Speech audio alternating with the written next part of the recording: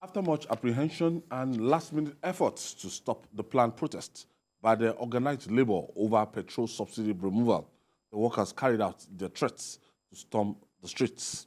Members of the Nigerian Labour Congress, NLC, the Trade Union Congress, TVC, and civil society groups kicked off the protests nationwide. In Abuja, angry protesters pulled down the gates of the National Assembly complex after a fallout with security operatives stationed at the legislative building. While police disrupted the peaceful protests in Kano, north central Nigeria, unions in Ebonyi State called for reduction of cost of governance to revive the economy. Jide, from home you came today. What did you notice? There was no strike. There was no. I think Labour has to look at the strategy again. I said a couple of weeks ago that I do not think that a strike will succeed at this time, and I know what I'm talking about. Strike requires a lot of sacrifice from the ordinary Nigerian. The ordinary Nigerian who hawks by the side of the road to feed his family. Things are so difficult now that to get that person to agree not to work for like 2, 3, 4 days. Very costly. It's easy to talk about one whole week, you shut the nation down. How? The person knows that he lives for the day. He knows that he cannot survive. The family cannot survive. Strikes, watch out for the first day. The first day of a strike is usually the most successful. Incrementally, as you go on, you see that level of compliance begins to taper down. This is what I've seen. Going back to even the Sumonu years, not just Oshomole, going back to the father of labor union among these guys. Not, I'm not talking about Imodu now. Going back to Hassan Sumonu, who was president of the labor union in Africa and was effective in the 80s when they fought for minimum wage. From the first day, you will be very successful on the first day. After the first day, it begins to taper down. The effectiveness begins to taper down. I said some weeks back that, look, a strike will not succeed at this time. And there are many reasons. What NLC has done that you must give them success for, give them credit for, is that they've drawn attention to the problem. They've succeeded in protesting, getting workers across many states in our country to join in the protest. Labor leaders were mandated, bring like 20 from your union, bring like 20 from that union, and they protested. Jide, before we went on that break, we're talking about protests. Now, talking about distribution of palliatives, concerns about implementation. Is first, let's talk about the fact that the gate of the National Assembly was pulled down. I think that was unfortunate, and one of the reasons many people were scared about this protest is the possibility of it being hijacked, you know, by Hutchins and all that. But when I saw the video of the Labour members, you know, trying to force the gate open and successfully forcing that gate open, I was really disappointed because there was no need for that. Labour has made its demands known. They even think that the person chairing the steering committee has no time for them. That is Gbajabiamila. Miller. They believe Gbajabiamila Miller is too busy that the president should find someone else who will have the time to negotiate fully with them. So they don't want Gbaja anymore. They also want ASU, what they are owing ASU, to be paid. You know, for those months that ASU didn't work. They also want the refineries to be fixed. And they are saying that they should reverse those policies. Of course, that is the sticking point. Do they expect us to go back to pre- the pre-subsidy removal days? 168 naira, 167 naira per liter. You are saying we should go back to the subsidy regime. I don't think that will fly with anyone. So ahead of their negotiation, they should bear it in mind that nobody will want to go back. The government will not want to go back to the subsidy era because we can use that money to fix our country. Because saving 1 trillion in just 2 months is significant. That means in 12 months, we have 12 trillion, which is almost the size of our budget. So, and if our oil output improves, you know that it will be higher. What we earn will certainly be higher. So, Zikian, the distribution of these palliatives and concern about the implementation. Yes, let's put certain things into perspective. The Labour did not go on strike today. They did not go on strike. They did not go on strike. Labour did not go on strike. Labour went on protest. Let us get it clear. Not strike. Not strike. Well, let How me tell you. Listen. If Labour is going on strike, the airport will be closed. The bank will be closed. The market, you will go to, the seaport will be closed. Don't you think that failed? No, it wasn't. They stayed from. I listened to Ajero vividly. Okay. He said they are not going on strike because there is a subsisting order from the National Industrial Court stopping them from going on strike. That strike is still subsisting. That order? That order. I remember that order. Yes. They tried to appeal it, but why were they saying that nothing will stop it? Because our correspondent has always been with them. I know what she told me. But go ahead, speak your mind. That is what he said. He said this is not a strike. I watched him on live TV say that they cannot go against the law, but rather that they're going to go on protest. And that the protest is a fundamental right of every Nigerian, as given by the 1999 Constitution. And in protest, you don't need any police permit. The Supreme Court has taken a decision on that. So I am telling you, I was in 2 banks today. There was no strike. That is what I'm saying. Which is why, yes, I entered the banking. If there is a strike, the banking union, and the rest of them, we shut down the bank. I don't think they were part of I don't think they were part of it. But what happened is that you saw pockets of protest that was in Yaba, that was in the fountain, Ikeja Bridge. They walked from under bridge to Secretariat. They went to National Assembly where they had it. They were at the fountain, this thing, opposite Nikon. That was where the protest was going on. So I personally feel that if it was going to be that they had a strike, that would have been. So that is one. Then, 2, for me, is some of the fundamental issues there is. I want to ask yourself, what are the issues? Number one of it is the issue of the reviving of the refineries.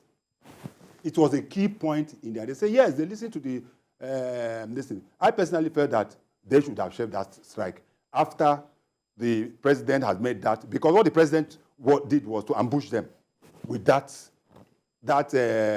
broadcast he made on Monday, and read that a lot of things, palliatives, which also cooled the nerves of most Nigerians.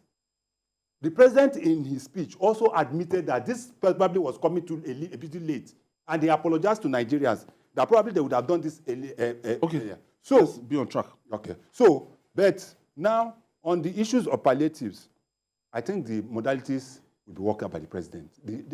I don't think that has been. The president has talked about the government is going to give 75 billion to 75 Nigerians, entrepreneurs, to be able to, that we're going to talk about buying of vehicles. They're going to be 1 million given to certain Nigerians at a rate of about 9% every year. Those are the issues I personally feel that the Labour should be engaging government on now.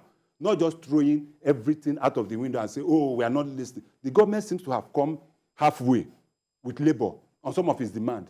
I also think that this is the right time for Labour to be able to go. But on the issue of strike, I may be wrong, but that is my own personal interpretation of what is going on. I'll give you time to reply to this, and let's go to the Ebonyi. People called on the reduction of the cost of governance. I I agree with them that we need to do something about the cost of governance because, look, we can make so much money if we remain wasteful the way we are. Every year, government establishments buy, in the budget, they include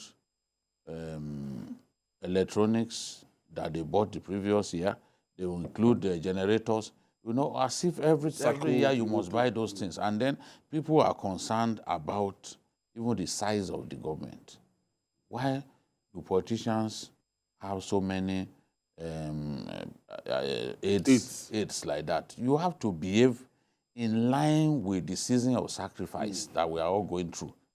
If you fail to sacrifice, I also learned, I think was it yesterday that one of the senators, maybe the Senate president, was saying that their salary was small and all that. They are behaving in a manner that is... Yes. They are behaving in a manner that is irresponsible. Nigerians can't be making sacrifices. You can't be appealing to people to make sacrifices. People can't be going through hard times while you don't want to face hard times at all. And we already know that you are very privileged. You have some access to money that the rest of us don't have. So there's an urgent need to reduce the cost of governance. And it has to start with the National Assembly. You know? So asking for more now is ridiculous. The size of people's convoys. You have to look at that. You know? So that is that. I think that from the rhetorics of the NLC president from the beginning, he kept saying that that the people should be ready to shut down. Nothing should. That this is a wicked government, that they must go back to where we used to be and all that. He even described the court injunction as an illegal one. I can provide stories where he said it was illegal. And Femi Falana too also said that decision of the court cannot stop NLC. He said it. The papers reported it yesterday. So they gave us the impression that, oh, the strike will start. But I guess at the last minute, it became obvious to them that any attempt to go on a strike will fail. It will fail, even if you defy the court, because we've seen NLC defy courts. Even when Oshomole's last strike, there was a court injunction. Industrial court. He defied it and went on strike. Even the NLC president before Ajero also went against the injunction. It's not the first time that they will go against, but it is clear that this one, at this time now, honestly, if you try to proceed on a strike, people will not... Labour protest in Kano was disrupted. Yes, I guess again, because they felt this thing could escalate. Kano is a very sensitive place. You know, a lot of the boys on the street do not even know what you are protesting about. They are hungry. You've seen people that they will give them placard, they will even turn it upside down. They don't even know the message of the So you have to be careful, you know, and it also depends, where are you going? If they feel that, look, it could lead to a serious breach, of course, they will try and stop their advance. So that is the thing. I'm happy, the message of Labour is clear. And I also align with them that, look, something must be done to reduce the sufferings of Nigerians. We cannot pretend that we don't know that our people are suffering. Not everybody is privileged to eat 3 times a day anymore. Our people are going through a lot. And these palliatives must come as quick as possible. Governors, this is the time for governors to be responsible. These governors must sit up, work with the federal government, as the federal government is doing its own. When somebody said 3,000 vehicles from the federal government is too small. If you do 3,000, local government, states can come up with their own and cascade it to other levels. I mean, that is 777, 778 local governments. 774 local government. It will still go around all of them. Each state will get their fair share. But what we are saying is that local governments, let them join in bringing so-called. They collect allocation. It will be higher now. States too have to do it. You can't leave it to the federal government. Otherwise, it will fail. Everybody should. Everybody should jump in and help solve this problem. When the Ebonyi unions that were Call for reduction of government, I think they know what they're. I just did a Google search. The present governor of Ebonyi State appointed 35 commissioners. 35 commissioners. So, you know that they know what they're talking about. Those commissioners will come with aides, special advisors, special assistants, special business, and the rest of them. Chief of staff. Yes, chief of staff and the rest of them. The cost of governance in Nigeria is too. Local government chairman. Local government chairman has to. When this National Assembly started, the speaker, you saw the number of aides that was appointed by the speaker alone. The speaker of the House. Yes, I know his job is a very humongous, huge tax. But you saw that. So what the people are saying is not out of place. If you are asking us to tighten our belts, don't loosen your own. Don't. Because you've come to realize that the sacrifice must cut across. It must cut across. For goodness sake, 70 billion was allocated to National Assembly. Yes, it was 70 billion. That was allocated to National Assembly.